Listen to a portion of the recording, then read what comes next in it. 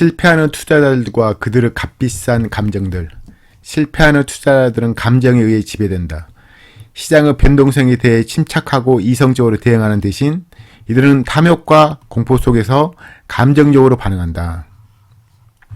우리 모두는 사람들이 대부분의 시간에 책임있고 신중하게 행동한다는 것을 잘 알고 있다. 하지만 돈을 투자할 때에는 미쳐버린다.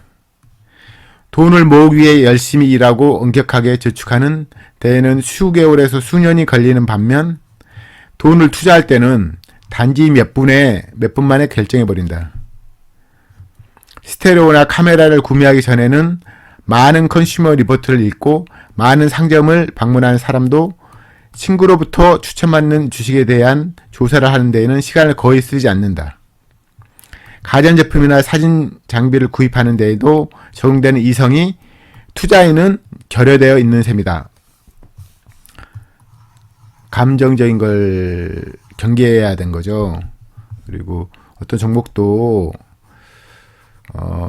저도 종목 이야기를 많이 하지만 자기 자신이 확신을 갖지 않으면 매수하면 안 돼요. 알아봐야죠. 최소한 알아보는 과정을 거쳐야 되죠. 뭐 사이트 가서 회사 그 사이트도 방문해 보시고 최소한 이 투자하는 원인에 대해서 자기가 직접 결정하고 고민하는 시간을 거쳐야 됩니다. 그래야지 나중에 돈이 커질 때 그때도 더 신중한 투자자가 되는 거거든요. 아무튼 감정적인 투자가 되면 실패한 투자자들은 감정적으로 한다는 것을 여기서 강조하는 거고요. 대다수 실패하는 투자자들은 주식시장을 상당한 수익을 얻기 위해 자금을 투자하는 것이 아니라 불로소득을 올리는 것으로 여긴다. 누구나 쉽고 빠르게 이익을 얻고 노력 없이 이득을 취할 수 있다는 것은 투자자에게 탐욕을 불러일으킨다. 탐욕은 많은 투자자들을 성공 투자로 가는 지름길을 찾게 만든다. 장기에 걸친 복리에 의한 수익을 얻기보다는 확실한 정보를 통해 빠른 이익을 탐하려고 한다. 그들은 정보 제공자들이 어떻게 가치 있는 정보를 합법적으로 얻었는지, 그렇게 가치 있는 정보라면 왜 그들에게까지 전달되었는지 생각보지 않는다. 탐욕은 그 자체가 과도한 낙관론이며 나쁜 뉴스를 무시하게 만든다. 마지막으로 탐욕은 장기적인 투자 목표 성취로부터 단기적인 투자를 선호한 쪽으로 투자자들의 관심을 돌려버릴 수도 있다. 이 탐욕이 문제인데요. 저도 그렇고 이 탐욕 때문에 이제 버핏은 항상 장기에 걸치 복리를 이용을 하죠. 복리에 의한 수익을 얻으라고 하잖아요. 근데 이제 탐욕 때문에 확실한 정보를 통해 빠른 이익을 탐하려고 하기도 하고, 보시면 이제 보통 장기적으로 투자 비법을 해야 되거든요. 그래야지 이제 꾸준히 벌면서 복리도 활용하고 그런데요. 이 탐욕 때문에 당장 올라갈 종목을 찾죠. 이게 1년에 20-30% 벌면, 꾸준히 벌면 누구나 부자 되는데, 뭐 20-30%가 아니라 뭐 50%, 100% 목을 하니까 힘든 거예요. 그래서 항상 단기적으로 먹고 또 나와서 또 먹는다, 이런 마인드 그죠. 실질적으로 그렇게 돈 버는 사람이 있을 수는 있겠죠. 근데 문제는 그 사람이 죄인이냐 이거죠. 그래서 많은 사람이 검증한 방법을 쓰는 게 좋아요. 꾸준히 벌면서 복리하는 게 되게 좋거든요. 근데 그렇게 안 할 경우 이제 단기적으로 먹고 또 다시 사고 막 이런 한다고 가능할 거라고 생각하잖아요. 물론 가능한 사람도 있겠죠. 근데 이제 주식 좀 오래 하시면 10년 넘고 이러면 잘못된 방법이다. 꾸준히 버는 게 좋고 정신건강에도 좋고, 이게 주식사가 단기 싸움이 아니에요. 되게 장기 싸움이거든요. 그걸 좀 명심하였으면 좋겠습니다. 저도 항상 이게 문제인데요. 아무튼 저도 이제 저희가 지금 이 책을 통해서 많은 걸 깨우치려고 하잖아요. 아무튼 저도 지금은 장기적으로 어떤 종목을 보거든요. 뭐 1개월 뭐 보유해서 벌겠다 이런 마인드는 거의 없어요. 물론 올라갈 수 있겠죠. 근데 그런 마인드로 하면 회사 기업 가치 이론을 잘 안 따지게 되니까요. 현명하지 않습니다. 과도한 수준의 탐욕은 때때로 고평가된 증권을 매수하거나 보유하려는 시장 참여자들에 의해 새로운 시대라는 생각을 불러일으킨다. 왜 지금이 과거와 다른지에 대한 이유를 살펴한다. 진실이 왜곡되면서 투자자들의 행동은 극단으로 치닫는다. 더 높아진 가격을 정당화하기 위해 보수적인 가정이 재검토되고 바뀌어버리며 시장의 열광이 나타난다. 이들은 다른 참여자들이 서류상으로 엄청난 돈을 벌었기 때문에 심리적으로나 재정적으로 어려움을 겪는다. 쉽게 예상할 수 있듯이 시장의 열광도 정점을 지나고 무슨 일이 일어나고 있는지 인식되면 그 반대 양상을 보이며 매도 패닉이 나타난다. 탐욕은 공포로 바뀌고 투자자들은 막대한 손실을 입힌다. 이 부분이 매우 중요한데요. 항상 그런데 고평가된 증권을 매수하거나 보유하려는 시장 참여들이 새로운 시대니까 새로운 시대 생각을 일으켜서 과거와 다른지에 대해서 살펴야죠. 그러니까 이건 미래에 계속 발전할 거고 바이오 이런 특히 바이오 종목이나 뭐 반도체도 마찬가지겠고 과대평가할 때는 그 핑계거리 왜 비싸게 된가에 대해서 살펴야죠. 계속 최근에 이제 배터리 같은 경우 그럴 수 있고요.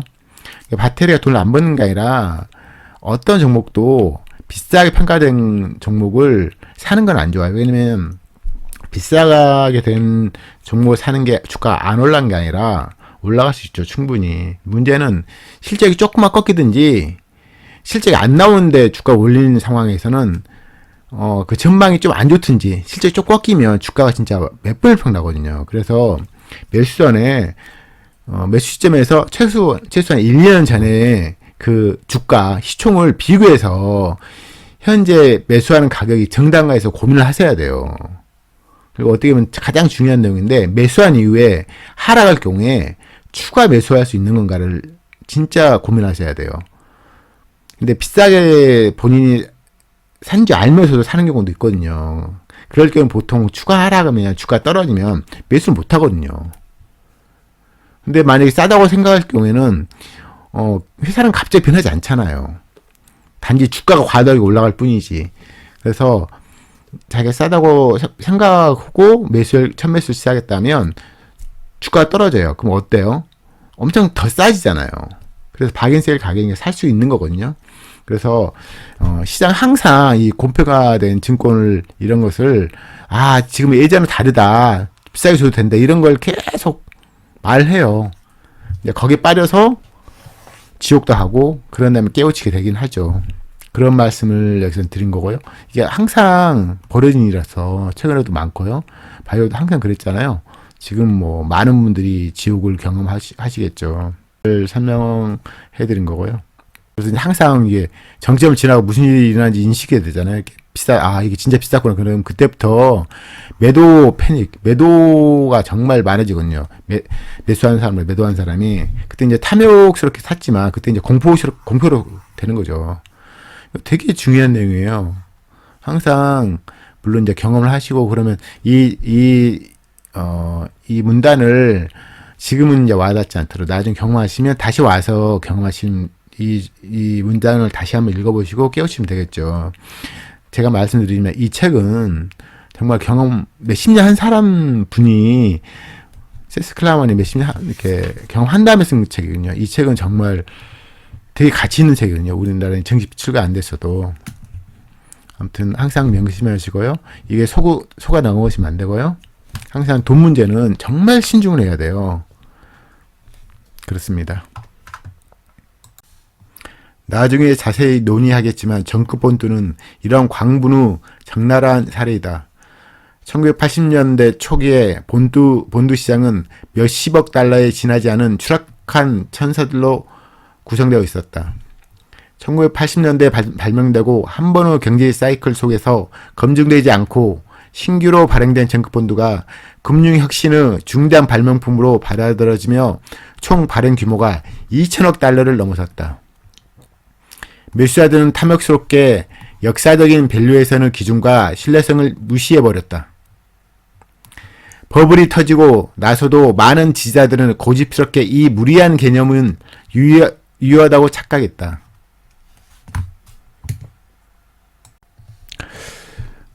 이 부분은 80년대 월가의 탐욕과 수익률 대주에서 기관들이 하는 안 좋은 행위에 말씀한 건데요.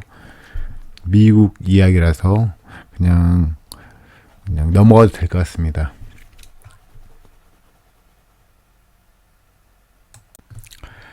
투자 공식을 찾아서 많은 투자자들은 탐욕스럽게도 투자 세계에서의 성배인 성공 투자 공식을 찾을 수 있다고 주장한다.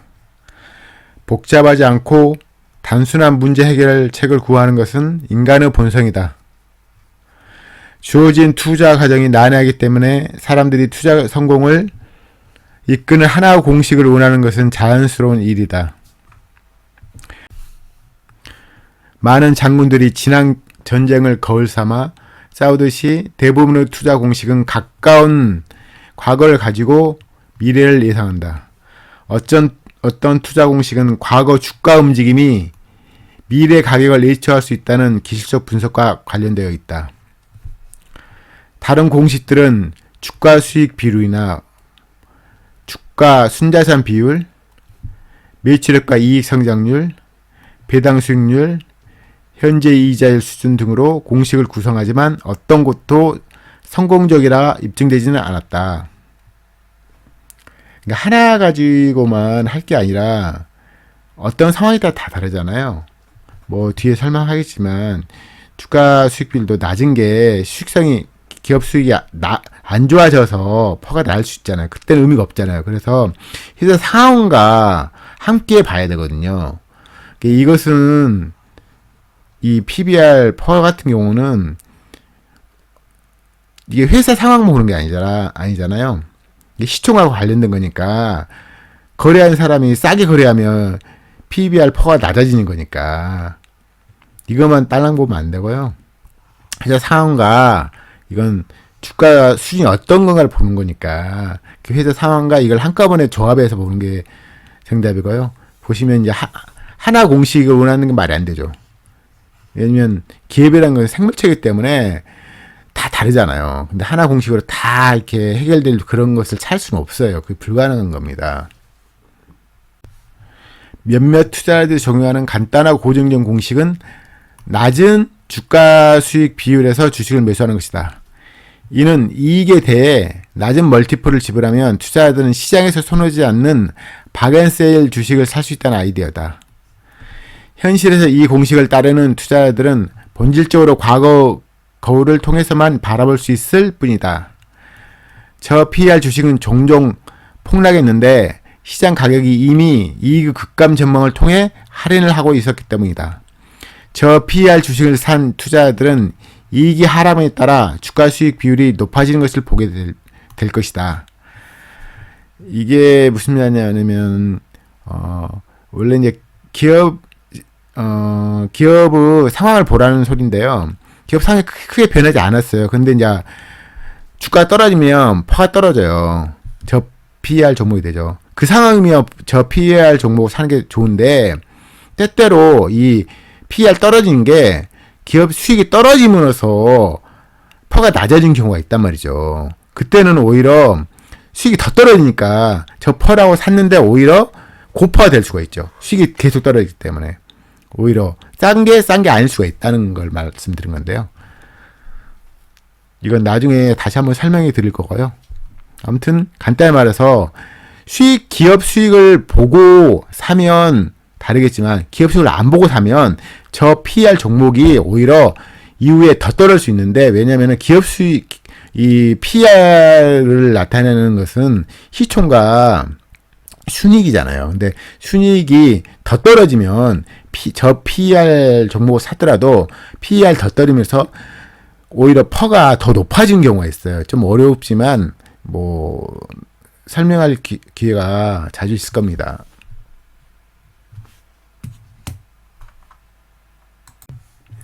많은 투자자들에 의해 사용되는 또 다른 형태의 공식은 가장 최근의 개인적인 경험을 통해 미래를 예측한 것과 관련되어 있다. 따라서 1990년대 시장에 들어온 많은 투자자들은 1980년대 폭등하던 시장 성과로부터 수많은 위험한 교훈을 배웠다. 어떤 이들은 1987년 주식시장 붕괴를 일탈의 다름 아닌 것으로 치부하고 훌륭한 매수 기회로 생각했다. 1989년 10월 이후 짧은 회복 뒤에 주식시장은 다시 폭락했고 1990년 정크본드 시장의 붕괴는 단기적인 시각의 교훈을 다시 증명한 것이다. 많은 투자자들은 파블로프 개처럼 근래의 결과에도 불구하고 시장의 다음번 폭락을 보면 또 다시 매수 기회로 여기는 멍청함을 보일 것이다. 여기서 파블로프 개 실험은 이제 개한테 밥 주기 전에 종을 울리고 주는 것을 반복하면 나중에 종만 울려도 침을 흘리게 된다는 거죠. 어떤 상황이 되면 진실이 아니더라도 동일 행동을 반복한다는 건데요. 정급펀드는 신용등급이 낮은 기업이 발행하는 고위험 고수익 채권이죠. 이거 보시면 이제 이게 그런 말씀을 하는 것 같아요. 그러니까 기업 상황을 안 보고 그냥 주가 상황 본 거죠. 그래서 개인적 경험을 통해서 그러니까 주가 떨어지면 다시 올라간다 이런 말이 그런 경험이 있다고 쳐요. 그러면 시장 붕괴를 그냥 그냥 별거 아니구나. 그냥 매수하면 되구나. 이렇게 생각했던 거죠. 그 정급 펀드도 다시 이게 이제 고위험 고수익 채권이잖아요. 이게 신용등급 낮은 등급. 이게 다시 또 사놓으면 또 이제 가치가 또 올라간다 그런 경험을 한 사람은 다시 사는다는 거죠. 근데 이제 그게 또 붕괴되니까 결국 이분이 말씀하는 것은 그냥 주가가 폭락한다고 시장이 폭락한다고 사지 말고 기업 상황을 보고 거기에 걸맞아서 주가가 폭락하면 기업 가치와 주가 갭이 있으니까 그걸 보고 사라는 거죠. 그래서 이 주가만 보고 시총만 보고 사면 안 된다. 기업 상황을 보고 거기과의 차이, 갭을 보고 사라. 이걸 말씀하신 것 같습니다. 금융시장은 하나 공식으로 만들기엔 너무나 복잡하다. 더구나 어떤 성공적인 공식이 고안되더라도 다른 사람들이 이것을 폭넓게 적용시키려는 경쟁으로 인하여 초과이익이 금세 없어져 버린다. 그 후에는 공식에 대한 탐색이 다시 시작되어야 한다.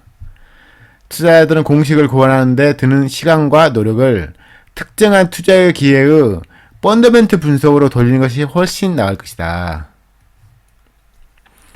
그러니까 기업 상황을 판단하고 가격순을 봐야 되거든요. 그냥 아까 말씀하신 PBR, 퍼, 매출액 그런 이야기는 대부분 회사 상황을 감안 안 하는 그냥 어떻게 보면 왜냐면 회사가 고정되지 않잖아요. 분기별로 계속 변하니까 그 상황을 봐야 되거든요. 근데 이제 고정됐다는 전제 하에 퍼 PBR을 보는 거거든요, 사람들이.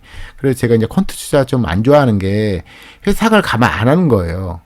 PER 펄은 과거 최근 이제 수익과 현재인데 이게 미래 안 좋을 수도 있잖아요. 충분히 그 예측이 가능하거든요. 회사를 보면 그래서 그런 경우 많으니까. 그래서 PER 퍼 이런 거만 그냥 찍어서 그냥 해버리면 공식으로 해서 어떤 종목을 산다. 이것은 그건 솔직히 아닌 거죠. 이제 주식 투자하는 것은 그냥 단순하지 않아요.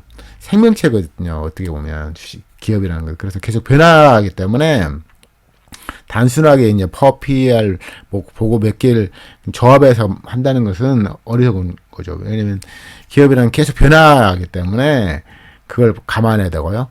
그리고 또 이제 퍼도 순이익이잖아요. 근데 순이익이 비영업이익이 일시로 늘어서 순이익이 커질 수도 있잖아요. 그렇죠? 그래서 그건 감안해야 되잖아요. 그래서 퍼 PER 그냥 이거 찍어서 낮은 저 PBR 저퍼만 아주 의미 없지는 않지만 그건 주식 투자 실력을 기르는데 부적합해요. 항상 회사 상황과 주가 상황, 주가가 어느 정도 비싼가 감안해야 돼요. 회사가 망가지고 있는데 그냥 싸다고 그냥 사면 안 되죠. 주가는 더 떨 확률이 되게 높고 그러니까요. 좀 비싸 보이지만 회사가 엄청나게 매출이 발전하고 막 그래요. 그게 보여. 그러면 조금 비싸다고 안 살 것도 아니잖아요. 그렇죠? 그러니까 그걸 기업 상황과 주가 수준을 감안해서 한다는 걸 말씀한 거예요.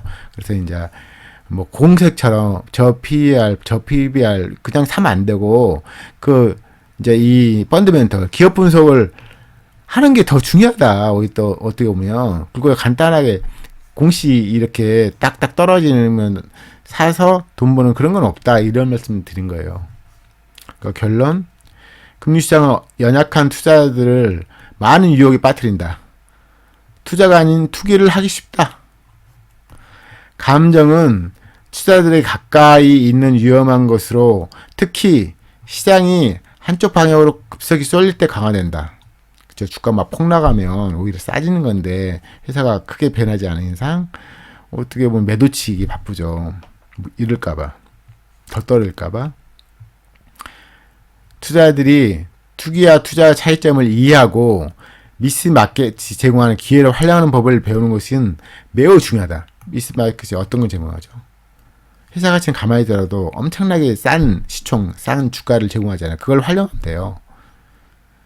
단 회사상 항상 보고요. 이제는 이제 투기와 투자 차이점 말했죠. 기억나는 저기 뭐죠? 투기는 비트코인 투기의 투자예요. 현금을 발생 안 하잖아요. 그럼 투기죠. 아무튼 지금까지 이제 간단하게 봤는데요. 이걸 여러 번 반복하는 것도 중요하죠. 책도 직접 그 내용도 보셔야죠. 저는 이제 좀 그런 시간이 안 되고 이게 좀 나태하게 되면 잘 안 보이게 되거든요. 그래서 이제 저는 그때 그런데 도움을 좀 주고자 하는 거지 이걸로만 끝내시면 안 되고요. 아무튼 한 단어 끝냈네요. 수고하셨습니다.